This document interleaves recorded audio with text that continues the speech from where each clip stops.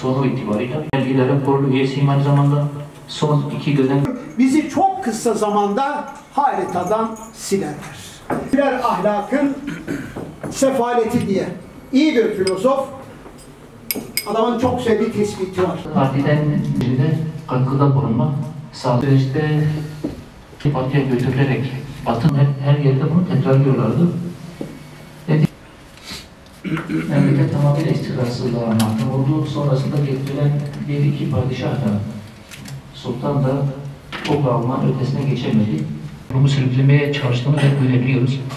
Neredeyse her programlar, her etkinlikleri kaosla, kavgayla, gürültüyle, farklı algılarla devam ediyor.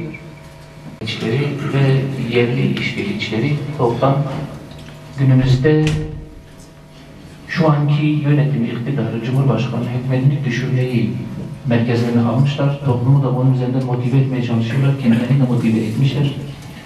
Fakat sonrasını düşünmüyorlar. Şimdi biz bir daha aynı şeyi yaşayıp her taraf sorun, istikrarsızlık ve kaosa mahkum olduktan sonra biz AK Parti'nin ya da Sayın Erdoğan'ın hiçbir hatasının olmadığı, her şeyine destek verdiğimiz, yaptığı her şeyi imza attığımız anlamına gelmiyor. Onu hepimiz tanıyoruz. 20-25 yıldır bu ülkenin siyasetine damgasını vuran bir insan. Doğrularını da, yanlışlarını da biliyoruz.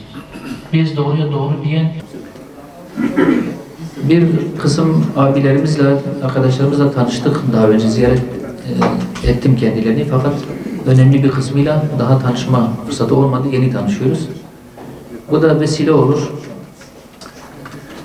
Malum bir seçim arefesindeyiz. Bizim bu seçim ile alakalı malum bir süreç başladı.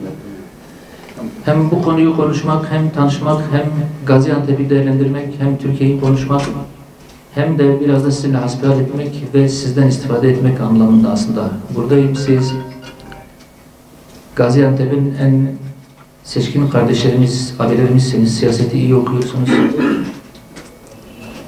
Önemli çalışmalar, aktiviteler, kurumlar içerisinde çalışıyorsunuz.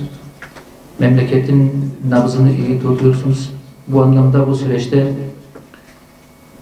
sadece şimdi değil, bundan sonraki süreçte de yakın olmak, sık bir araya gelmek, memleket meselelerini konuşmak ve ortak akıl arayışı içerisinde olmak istiyoruz. Bu bizim aslında bir çalışma stilimiz, taktiğimiz. Genelde biz siyasetimizi daha çok sahadan, aşağıdan dizayn ederiz, buradan belirleriz. Önemli işlerin tamamında biz kanaat önderlerimizle, büyüklerimizle, toplum içerisinde etkin olan insanlarımızla oturur konuşuruz. Bunu önemsiyoruz. Daha önce de bu seçim ile alakalı yapılması gereken ne olduğu, bu önemli kavşakta Hüdapar'ın nasıl bir misyon ile seçime katılması gerektiği hususunu birçok sizden, abilerimizle de konuştuğumuzu biliyorum.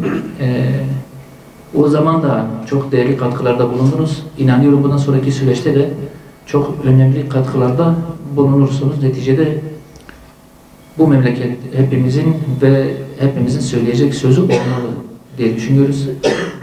Belki siyaset içerisinde partiler ön plana çıkmış ama aslında dengeler daha çok sizin gibi insanlarımızın üzerinden kurulur, onlar üzerinden yürülür.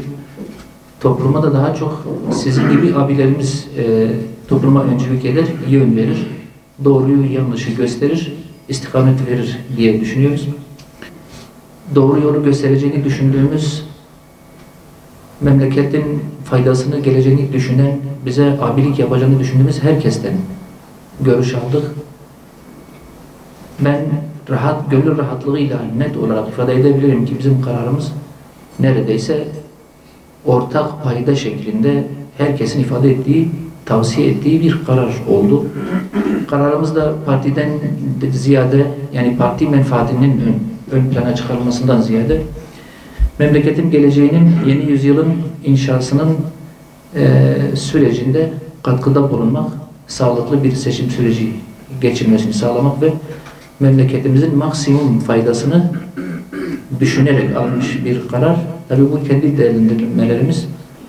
Evet, bir muhalefet, onların dışarıdan destekçileri ve yerli işbirlikçileri toptan günümüzde şu anki yönetimi, iktidarı, Cumhurbaşkanı hükümetini düşürmeyi merkezlerine almışlar. Toplumu da bunun üzerinden motive etmeye çalışıyorlar. Kendilerini de motive etmişler.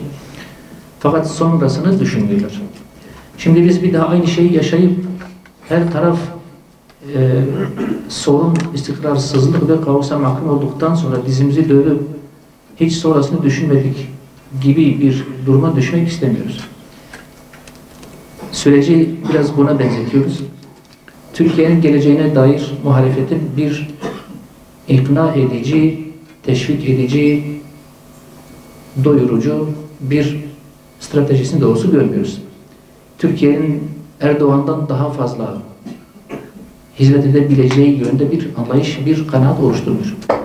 Biz onu değiştirsek, diyelim ki onlar geldi, biz Erdoğan'ı değiştirmeye karar verdik. Gelen insanın ya da gelen yapının ya da gelen alternatif mekanizmanın Erdoğan'ın çok daha iyi şeyler yapması lazım, eksiğini tamamlaması lazım, ülkeyi kalkındırması, istikrara hizmet etmesi, kaosa, istikrarsızlığa engel olması lazım. Yani bu süreçten sonra Türkiye bir belirsizliğe mahkum olmamalıdır. Beklentimiz bu. Ama CHP ve ya da Millet İttifakı böyle bir şey ortaya koymuyor. Türkiye'nin geleceğine dair, kalkınmasına dair bir şey bizi ikna edecek, toplumu ikna edecek bir şey görmüyoruz doğrusu.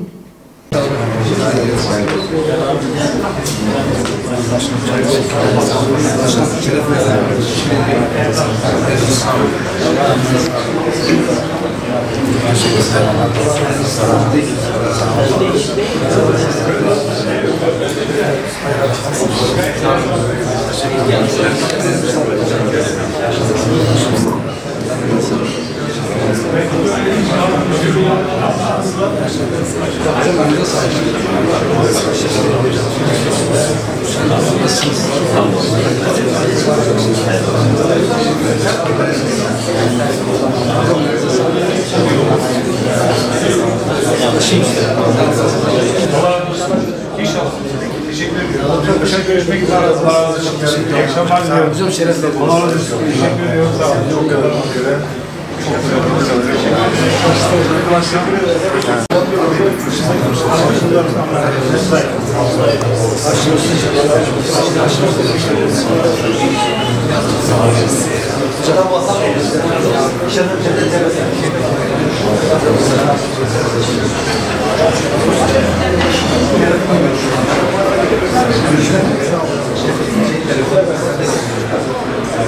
Teşekkürler.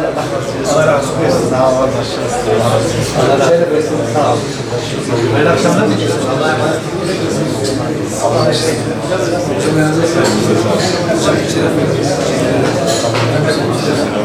Salih Bey.